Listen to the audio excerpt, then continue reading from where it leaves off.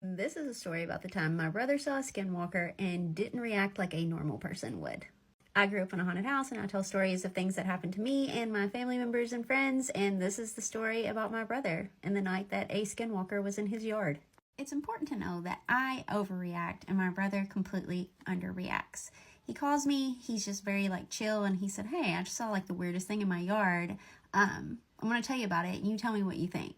So I'm like, "Okay, what'd you see? What was it?" And he said, "Well, there was a helicopter flying over my house," which is normal. That happens a lot around here. And I said, "Okay, yeah, and he said, "Well, they had the spotlight out and they were shining it on my front door." It was weird. So I go to the front door and I'm looking at them and they're looking at me, and then they just kind of circle around a little bit and then they leave. So I figure that something must be outside if they're out there circling, what were they looking for? So now he's got my attention because I'm like, what were they looking for? He lives out in the country, but not way out in the country. He lives on a main road, right? And he has neighbors and stuff, but it's kind of out in the middle of nowhere. So of course he takes this when he goes outside, right? Well, it has a light on it. So he said he's scanning around looking when he lands on this thing. What kind of thing? I don't know. It was weird. Just that sentence alone already had me on high alert, because for Grant to say something's weird, and I knew it was about to be really weird. So he starts to describe it. So when the light hits it, it's on all fours, right? But it has glowing eyes, and its face looked like a human face, kind of. And it had no hair on it, and it was this slick, wet looking thing. Me being me that knows everything about ghosts and paranormal and weird stuff, I immediately knew what he was talking about. Go on. So I'm looking at it. It's looking at me. But then it stands up. Stands up? Like stood up, stood up? Yeah, it stands up like a person. And its front arms were long. And it's gaunt looking. And then it turns, runs, and jumps the neighbor's fence. That fence is 15, 20 feet tall? Yeah, and it was 7, 8 feet tall. What do you think that was? Just very nonchalant. So I yell into the phone, "Oh my God, you saw a skinwalker." What's that? What'd you say it was? A skinwalker? What's a skinwalker? Before I send you a picture of it, I'm going to need you to draw it for me. Draw it, send it to me, and I'll send you what it looks like. Let's send it at the same time because I want to see if it's what I think it is. My brother is super artistic, so I give him a second and he draws this and sends it to me. So he said this is what it started out as. And then it stood up to this. So then I send him this. I send him this and he says, "Yeah, that's it. That's what it is." Huh? That's all you got to say to that? Well, that's weird. I've never heard of that. Huh, how about that? All right, well, I'm going to bed. And he hung up. There's 84 people in this. This is the Voodoo Queen, Marie Laveau. This is her tomb in the St. Louis Cemetery number 1, and there are 83 people in there with her. You're probably just as shocked as I am, so I'm going to tell you how they do this. This weekend, we took a tour of the cemetery. You have to pay to get in there. You can't just go in there on your own anymore, and they have amazing tour guides. But he told me some stuff that I had never heard of before in my life, and this helps explain it a little bit. So if you want to know how the tour goes without taking the tour and you want to see some of the photos from there, stick around. It's really hard to get into the cemetery. It's owned by the Catholic Church. But once someone's in here, so this whole family is buried in this one little vault thing. What happens is you pass away, they put you in there. It takes about a year for you to decompose and for everything to break down. So they wait a year and 1 day, and then they open it back up. They stick a 10-foot pole in there and they rake everything to the side so that it's ready for the next person. So something like this could have hundreds and hundreds of people in it. The guys said that they think that's where "I wouldn't touch you with a 10-foot pole" saying comes from, but that's just what he said. Let's just say that you share a plot with a family member. Well, something happens, one passes away, then you pass away 8 months later. Well, it's not been a year and a day, so they're not going to open up that other one, so they stick you in the wall until it's time for you to go in the vault. Lots of famous people are buried there, or important people, or they've made arrangements to be. This is Nicolas Cage's. If you pay the Catholic Church a certain fee, he wouldn't tell us how much, then you get one of these little plaques down here that says perpetual care, which means they will forever upkeep this for you. And if you don't, then it will end up like this. Then he said that after it falls in like this, they'll just rake the bricks out and that's the end of it. But you probably think, okay, so this is nothing anymore. I could probably buy that land. No, because even though this is gone, it's still owned by a family member that may exist somewhere else that doesn't even know that they own it. It's all really complicated. Here you can see there's like nice one's falling in, ones that's already kind of fell in a little bit, but you know, it is what it is at this point. Some, they don't even know who's in it anymore, like this. I even got a photo of a ghost here on this day. So if you want to see that, let me know in the comments. I think I may have gotten another video for you guys. Since you won't let me say it, I'll just say flesh pedestrian. That's what I've been told to call it. If you're new here, I grew up in a haunted house. I see ghosts. I talk about ghost things. That's what all my videos are about. Back to the story. This was sent in by one of my followers, Madison. Now, Madison lives in Southwest Georgia, and she said she lived about a mile from this. I don't know if I can say this on here, so I'm just going to put it up on the screen in a fancy way, and then if you've never heard of it, because I hadn't, Google it. The first thing that she noticed is her outside cats started acting really like skittish. They didn't want to come around any of the men. They would only come to eat when her mom or she would call for them. They'd never acted like that before, so she thought that was strange, but she kind of just blew it off. Then late one night, she had to take her dog out, and while she was out with her dog, she hears a woman scream come from the woods, like clearly a woman screaming. The first thing I thought of while reading this was it might have been a coyote, okay? Because I'm from Kentucky. They sound like women screaming. It's scary. But then I'm like, no, she would recognize that. We all kind of know what it sounds like. So I kept reading. So she goes back inside. She calls her fiance. She thought that was the end of it. She kind of like tries to tell herself, like, maybe I'm just thought I heard it. I didn't really hear it. So then the next night when she has to take Sadie back out again, her fiance goes with her. So while they're out there, they hear the woman screaming again.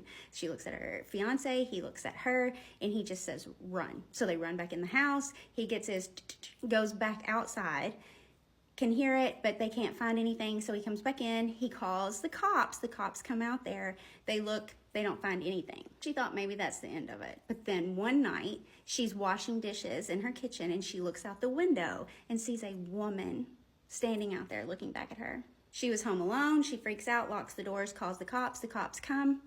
They can't find anything. They don't even see footprints around the window. So one night around 3 o'clock in the morning, her fiance comes home. He takes the dog out. She's still up watching TV. She's a night owl. I can relate to that. He takes the dog out, brings the dog back in, puts the dog in the crate, and then he goes to bed. So she's still up watching TV. And then at like 6 in the morning, she hears the dog barking outside. So she looks outside and it's her dog. She can see her dog. It even has the bobtail like her dog has, but she looks at it and she's like, something's off about this dog. She said she thought it was like the eyes or something just wasn't right. So the crate is in the living room and that's where the front door's at. So she goes, opens the door, she's looking at this dog, and then she turns and looks and Sadie is asleep in the crate. It wasn't her dog. So she's looking at her dog in the crate. She turns and looks back outside and the dog outside is like making its way to the house. She slams the door and locks it really quick. She runs and gets her fiance. The fiance comes, dog is gone. Now, everyone on my other flesh pedestrian video said that they shapeshift into animals and things like that. A lot of people say that they mimic too.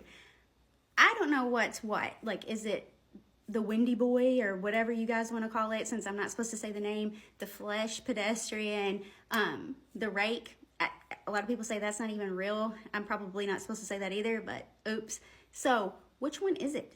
Is it any of that? Was it I don't know, Like I would say, okay, maybe it was just a residual something from this that happened, but what about that dog?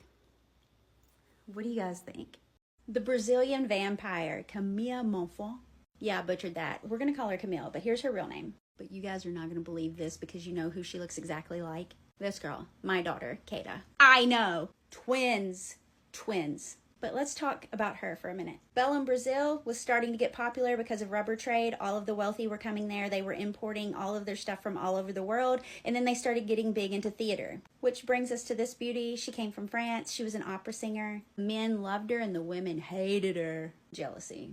And apparently she was super fun too. She was known for wandering up and down the river wearing like nothing, dancing in the moonlight, living her best life. But then they were like, why is she so pale? You know who else is pale? Kata! Then the rumor got started that while she was in London, she got afflicted with vampirism. The locals were like, that makes sense, that makes sense. They said she had this thirst for what all vampires need, and she had the perfect way to get it. Apparently, she would sing and then hypnotize, mesmerize all of the women to where they would faint, and then she'd pounce on them and get what she needed. The wealthy men were taking her in and bathing her in champagne. Tragically, she ended up getting cholera and passing away, but was she a vampire? Are they just jealous? One thing we can agree on, she looks exactly like Kata.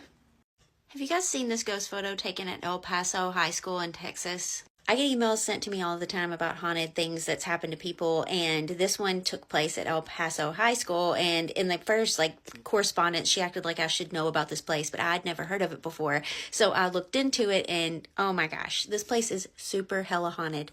If you're like me and you've never heard of it, it's actually like a really cool place. It's still a school today. It had a basement that was used as like a morgue during the Spanish flu and during the war and all this stuff. It's like all kinds of stuff. So there's the story of this lady in white that apparently back in like 1922, she unalived herself and then jumped out of the window. Well, now she haunts the place and people get her in photos all of the time like this one. So this is the photo, how it was like actually posted when somebody took the photo or whatever, but I tilted it to make it more like where it's actually like you're looking in the window, and I lightened it, and then I got this. What the hell? You can see how she's kind of like wispy right here. You can see her tiny waist and her face, and if you zoom in on that, it looks like she's screaming, okay? And that's important for the story. But before that, let me show you another famous ghost photo from there. So this is a class photo that was taken in 1985, and they said that they don't know who the hell this is. This is so scary because to me, it looks exactly like the photo of the ghost girl in the other one, right? This one looks very much like this.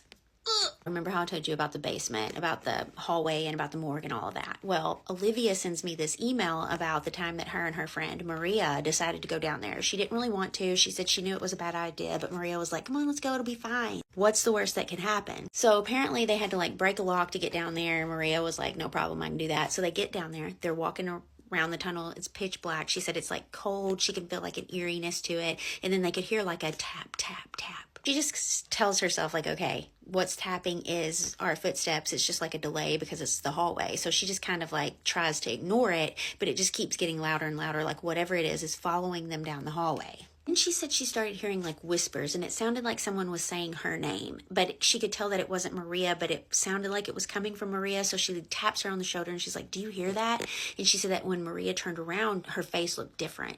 And immediately she's like, okay, I'm just trying to scare myself. Like, she's not possessed or anything. I'm just hyping myself up. But Maria was acting weird. So she like spun around and they start back down the hallway. That's when they hear crying, like little kid crying noises, and they couldn't figure out where it was coming from. And at first they thought someone might have went down there and got stuck or something, but then they were like, no, because we had to break the lock. And they're like, oh yeah. So they keep going, and they get down to this room that's like chained off or whatever. Could hear someone crying, clearly like a little girl crying on the other side of the door. So Maria calls out to her and she's like, hey, you know, who's in there? You know, what's happening? Can we help you or whatever? And the crying just gets like louder and louder. Well, that's when she said that Maria became obsessed with trying to get this door open, but she could tell that it was just off. She said that she could hear the crying too, but she didn't think that it was real. She already knew that it was like haunted down there. So she was convinced that this was like a ghost or whatever. And she said, and that's when she was like, okay, I'm going to leave you down here. I'm going to leave you down here by yourself. Like you asked for it. I'm sorry. I'm going to leave you. So she turns to leave because she can't get Maria to come with her. And then that's when she sees this woman in white that looks like the girl in the photo that's just standing at the end of the hallway. And she said she's like standing there, you know, like with her like hair hanging down, and she said she had these big black holes where her eyes should be, and her mouth was open like she was screaming, but no noise was coming out. In the email that she should have screamed or something, but No noise came out. She was just standing there staring at this woman that was at the end, that was just like taking steps towards them, but no noise was coming out. And the entire time, Maria's got her back to her, and she's trying to get this door open because she could hear the little girl crying on the other. So she said she reached back and she's like hitting at Maria like, you know, turn around, look, oh my God, like there's some woman down here. Finally, she gets her attention. She turns around, she sees her too, and she like screams out, and she just bolts, like leaves Olivia. She just takes off. Olivia said as soon as she heard Maria like start hauling ass down the hallway, she was right behind her. So they start going down this hallway and they like make a turn or do something. I don't know. She said she can't even remember, but they like ended up back where they started. And to this day, she said that they don't talk about it, that she won't go back to the school or anything, but she said it looked exactly like the photos of the woman. She said it was just like this one and this one. Notice how the eyes are like really darked out. Did you know about El Paso? Have you had any experiences there? I want to hear all about them because there's a lot more that I'll be telling soon. That's not human. That's not human. But wait, it's worse. That thing set a trap and he used a ghost to do it.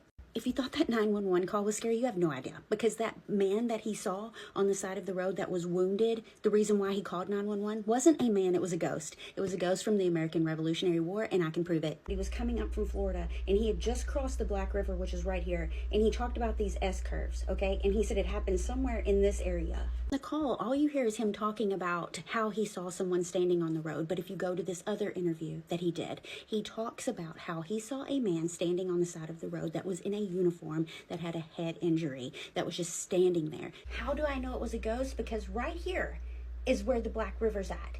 Now, back during the Revolutionary War, when this battle went down, the Loyalists and Patriots were fighting each other. The Loyalists were Scottish Highlanders that had to cross this river, and they had laid planks down to try to get to the British troops. But here's the thing, the Patriots had pulled the planks up, greased them up, made them slick, so then when the Highlanders ran across it, they slipped, fell, and they were ambushed right here, and they were all right here, and all of it happened in this water, in this area, in this ditch where he said he saw that guy in a uniform that had been wounded and was just, you know, right there. If you know anything about paranormal, you know that water like generates all the paranormal activity. It just like feeds off of that, plus a battlefield, the trauma, all this stuff, right? But do you know what rakes feed off of? Fear, okay? The rake used a ghost to slow the guy down enough so that he could jump into his pickup truck. Perfect place too, because it was pitch black out there. He said there was no moon or anything out. That thing was running like 65 miles per hour. It jumped from the back into the back of the truck, and they know that because it grabbed like onto the hood of the cab, and there were claw marks where he tried to like steady himself. He says in that other interview that it pressed its face up against the glass, and it was like humanoid type thing, stretched out, black eyes, super scary. Everyone's missing the biggest part, that ghost, the rake thing, set a trap. He set a trap to get that guy by using the Revolutionary Ghost, and he set it in the perfect place. So that makes me think, okay, if we go out to any other haunted place that's near water, are they all doing this? I need someone else to see how, like, revolutionary, no pun intended, this is. That area is like the perfect place, like the perfect storm of paranormal energy, and the rake took advantage of it. The rake pulled all of that energy. It took that ghost to scare that man so that the man would slow down enough to do like a double take and look at the ghost so that it could jump into the back of the truck and get the man potentially. That is terrifying. Never in all of my days of researching, I've done this continuously every day, since 2022. I've never heard of anything setting a trap using a ghost to do it. This is freaking me out big time. I can't be the only one that sees like the connection. You guys see this, right? Like I'm not like, I can't be the only one. If you've ended up on Ghost Talk, you're seeing this photo, everyone's talking about it, I want to talk about it. Antoine's in New Orleans, built in 1840, is the oldest family-ran restaurant in the U.S. Photo was taken in the basement by the original poster's CEO. He showed it to her. He was like, hey, you want to see a cool ghost photo? She's like, say less. Yes, show it to me. He shows her the photo. I'm going to show you the before. So here's the before. You see there's nothing there, right? Then here's the original again, but I have edited it a little bit with lighting because there's also another one right here. You can see she's holding flowers. She's in a black dress. You can see her jewelry on, her hair, like the details of her face. But there's also this little girl that's hiding behind her. You can see the part of her hair here. Now this flushes out the little girl some, but you can still see the part in her hair. But look at the details. Zoom in and look at the details and the features on this woman's face. She is so pretty. Now this one darkens out the woman a little bit, but it makes the girl more visible. She's peeking around her dress. Also, what is this up here? I don't know if this is like something, it's in both photos, but it almost looks like a person hanging off of the top of it, but it could be anything. But so that's why I'm not really talking about it, but I see that. I'll see this, but this isn't a spirit. And then I also see this, and it's not either. A lot of these books or whatever wine that's on the side here gives you, it kind of looks like a face, but it's not. This is a great photo, and thanks to everyone that tagged me.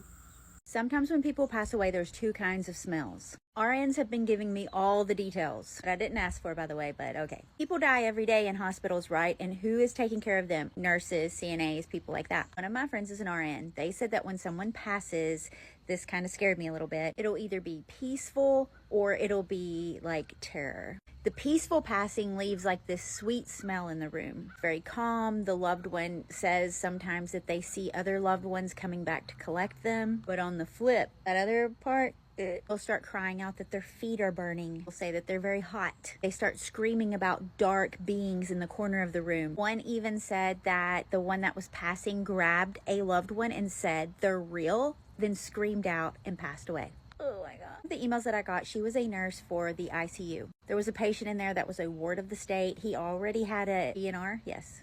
Do not resuscitate. Everything was good. Everything was fine. They had to turn him every 2 hours. They start hearing him scream, "Get out of here. What are you doing here? Get out of here." Check the screens. Nothing was in there. They go in there to check on him thinking maybe he was just like, you know, panicking or something. Crashing. All of his numbers start going bad. I don't know what they were. I'm not a nurse. At the exact same time, his caseworker called. The nurse asked, like, I need to know, like, what his code is. And he did say, like, yes, he confirmed that he's a DNR. And before she could even get back to the patient, he was gone. A week later, she said that if they're short-staffed or something, that they're not allowed to like leave and go to the restroom, so they'll use the restroom in rooms that are empty at the time. And yes, they do have housekeeping come in and clean them, but she went to use the restroom and she kind of left the door cracked a little bit, the bathroom door, and boom, shut on her. It did it again another time. That's the only room it's ever happened to her at. My friend, that's an RN, said that when the one passes that's like saying that it's hot and that there's like feet are burning and all of that, it smells like sulfur, like this really horrid, like scary smell. Can't be explained from coming from anywhere in the body. Am I a nurse? No. But do I believe him? Yes. Are you an RN, a nurse, or anything like that? Have you ever had anything happen to you like that? Have you ever smelled that smell? I need to know if that happens to other people. As if I wasn't scared of hell enough already, that did it for me. How in the hell do you go from getting married at Disneyland in front of the Haunted Mansion to trying to get this guy to unalive your husband? Those that haven't heard, this is Aaron Goodwin. He's on Ghost Adventures with Zach Bagans. This is his 32-year-old wife, Victoria. They got married in August of 2022 in front of the Haunted Mansion at Disneyland, and everything was going fantastic according to Aaron. But she was just arrested last week for soliciting to have him. This is Grant Amato. You might recognize him from the Paramount Plus docu-series that was called Control Alt Desire. This dude's doing life in prison for unaliving his dad, mom, and brother in 2019, which, when they put that docu-series out, is how Victoria found him, which is crazy. He also took like $200K from his family for a webcam girl. And even though she looks all cute and sweet and innocent here, she saw that dude and was like, you know what? I'm going to see if he can maybe orchestrate to get rid of him. This all came about when they confiscated a phone brought in by Amato that had like all of these text messages from her talking about how he's in production right now with Ghost Adventures and here's how you can do it. And then she even had text that said, "Am I a bad person because I chose to end his existence, not divorce?" Yeah, you are. And then poor Aaron had no idea that anything was going wrong at all until he finds out that she's been arrested for doing this. They have proof that she'd put back like $11,500, I think, in text saying that she was going to pay him up front like $2,500. Then they have text being like, "Hey, is it done yet?" She was like, "I don't remember doing that. That's weird." That's what she said. She said she had no memory of it, and that the money that she sent, she thought that it was just for phones. Like she really thought she was just putting money on his books or something. She admitted her desires to end his existence, but she doesn't really want him like unalived. She was just fantasizing about it, allegedly. Like I said, it's been released that Aaron said that he was completely blindsided and that he is seeking court-ordered protection now from her. He's currently being held. Her bail is set at $100,000. Aaron, if you're seeing this, my guy, I'm so sorry that this happened to you, and I know you're going to have a hard time ever trusting women again, but I promise not all women are like this. You deserve so much better. Just went down the Grand Canyon rabbit hole. It's even weirder than I thought.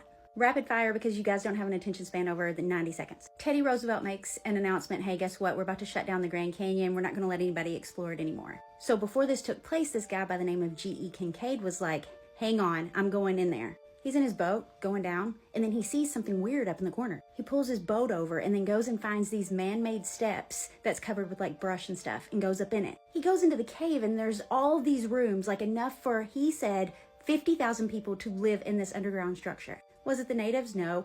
It had hieroglyphics everywhere, how to get there. That's what he wanted to know, right? So he starts gathering up stuff. He's looking around, he even names the place the Citadel. Gathers up some of the coolest stuff, sends it to the Smithsonian and was like, hey, I want to explore this a little further, but I'm going to need some people. And they were like, say less, we got a guy for you. They send this Professor Jordan. The professor's like, oh my God, look at all this stuff. There was even like a big statue, huge statue in the middle of it that looked like Buddha or something. Hundreds of rooms filled with pottery, swords, weapons, all made out of copper, bronze, and this gray material that they're pretty sure was platinum. Way before the Bronze Age. Like full-blown kitchens, things like that. Mummies everywhere. And just when it's getting good, poof, Kincaid and Jordan disappear, never to be heard of again. And now the Smithsonian's like, what?